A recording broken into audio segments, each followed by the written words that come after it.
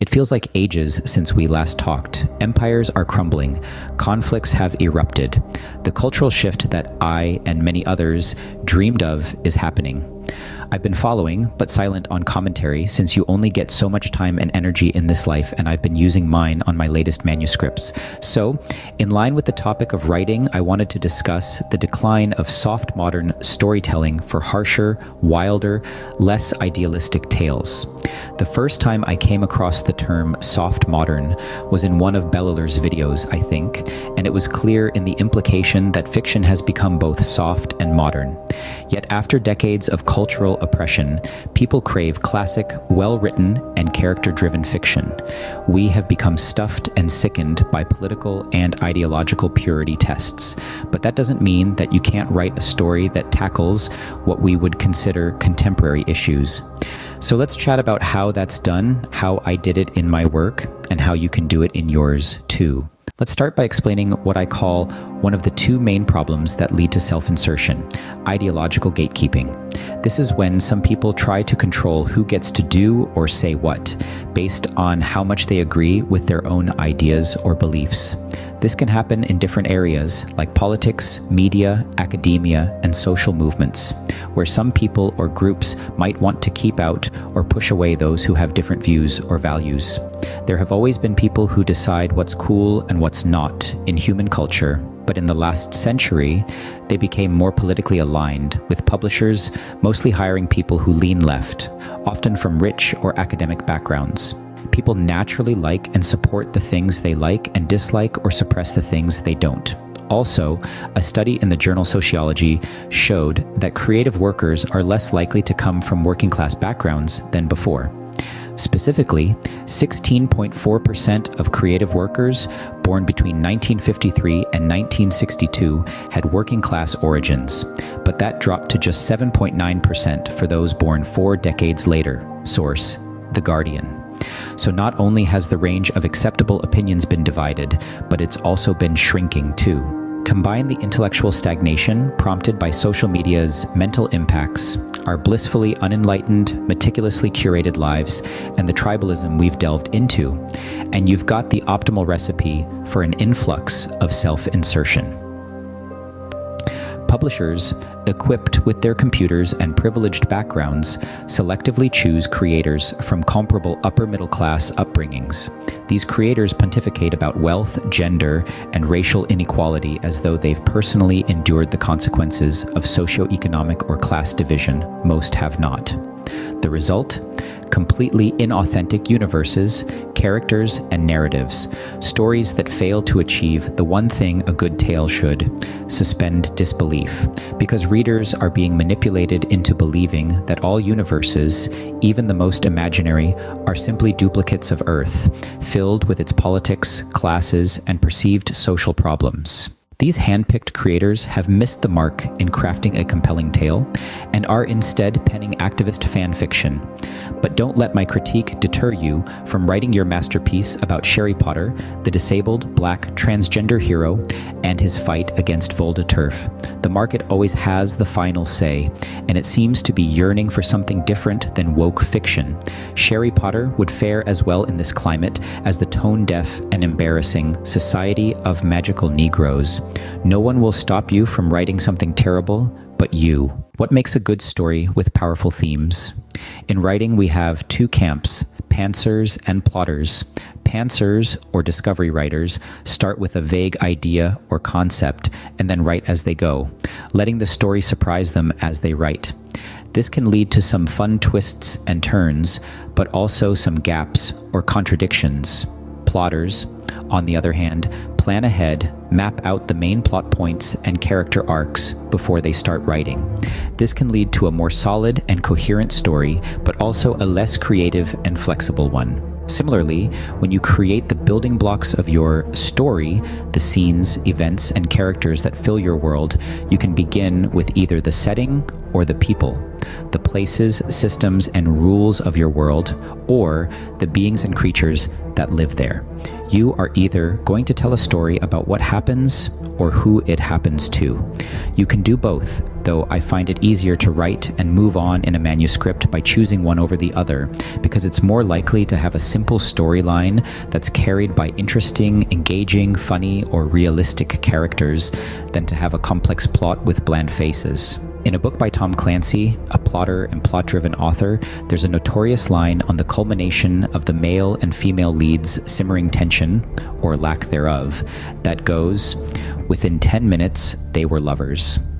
You'd have to blink twice to realize that the deed was done, and in the next moment, our Ken and Barbie spy dolls are back to thwarting a genuinely thrilling terror plot.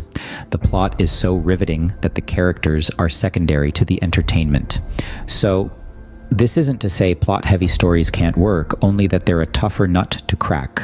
Modern narratives are flooded with clumsy messages that weigh heavily and shatter an already fragile spiderweb of situations. The recent missteps in popular media are so striking it's difficult to single out just one, although the screen renditions of flawless mythic tales exemplify the most egregious mistakes in this respect. Take, for example, Galadriel, the unflappable girl boss from Amazon's Rings of Power.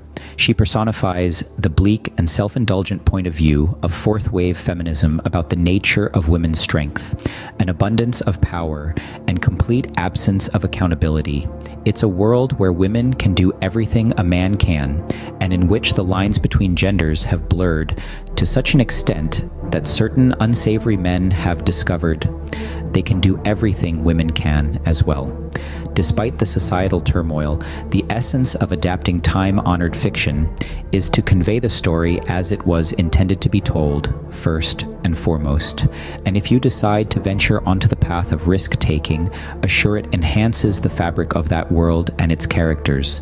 Importantly, it should enrich their world, the setting of the characters, not be a mere reflection of your personal ideologies, beliefs, and political biases. Imagine that instead of Galadriel getting angry and going girl boss, she went truly, raving mad after her brother's death. At this point in the lore, however much Amazon is intent on keeping, death is an alien concept to the elves. Galadriel wouldn't even comprehend what had happened to her brother, but as the realization that she would never see, touch, or hear him again in her endless years set in, so too would the sorrow and insanity.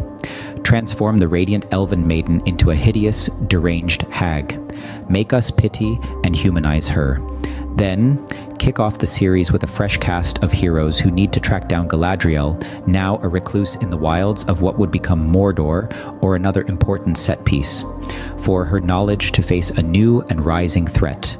Maybe that monologue her dead brother gave her about ships and shadows wasn't incoherent, and was instead a secret, coded message for his sister regarding the big bad. With an interesting cast of characters, you can easily introduce environments where slavery, oppression, and class divides are shown.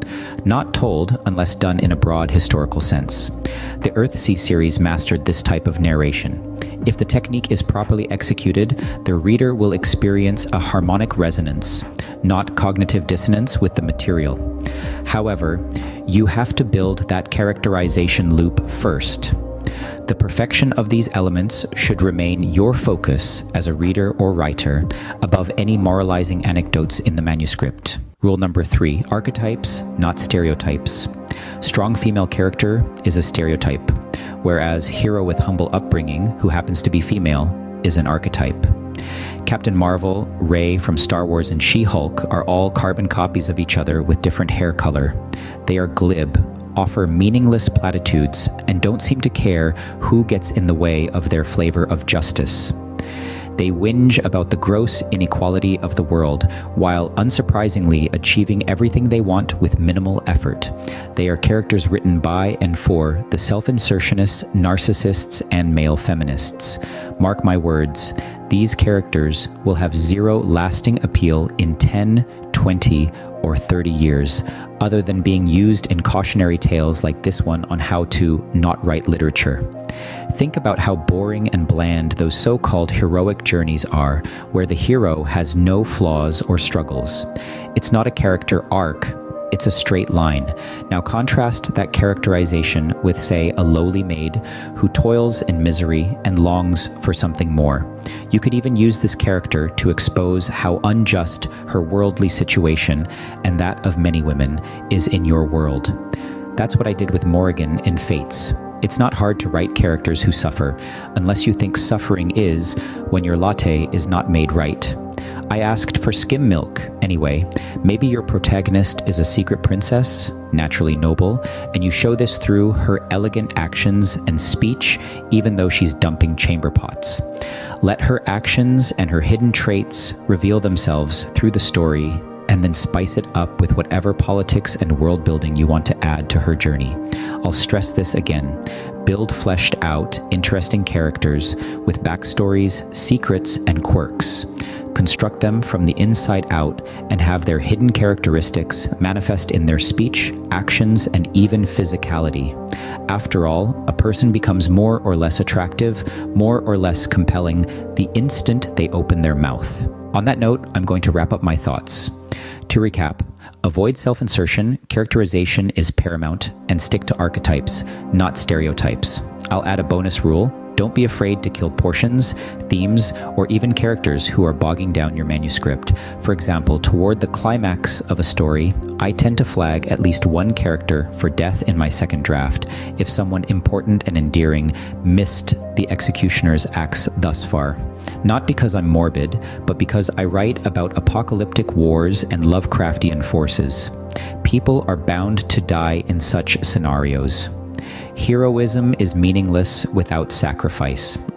If you're a writer, good luck in your writing journey. If you're a reader, know you'll soon have better stories to enjoy, because people are craving mythic, archetypal stories. They're done with soft modernity and politicized dogma poorly passing for fiction. They're tired of their superheroes being fat, ugly, or just not very super at all.